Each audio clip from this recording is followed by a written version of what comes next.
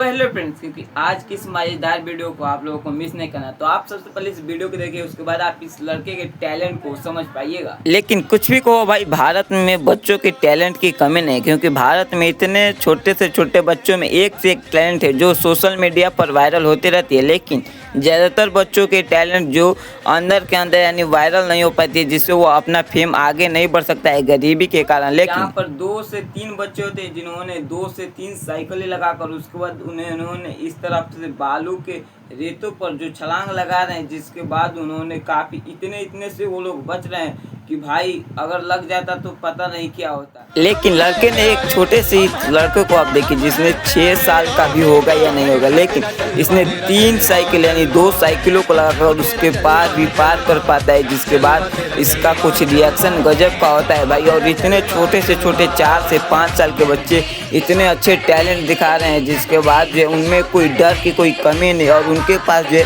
हौसले का टैलेंट है। आपने देखा कि क्या इतने छोटे से छोटे बच्चे जो इतने लॉन्ग जंप और हाई जंप और एक साइकिल लगाकर इतने ऊंची फ्लाइंग जंप करते हैं, जिससे कि भारत यानी बिहार, ये बच्चे जो हैं ज़्यादातर ये बच्चे बिहार से बिलोंग करते हैं और उत्तर प्रदेश से, क्योंकि इनके पास जो है काफ़ी साधनें और फील्ड नहीं होती, जिसके बाद इन्होंने अपनी साइकिल को लगाकर इतने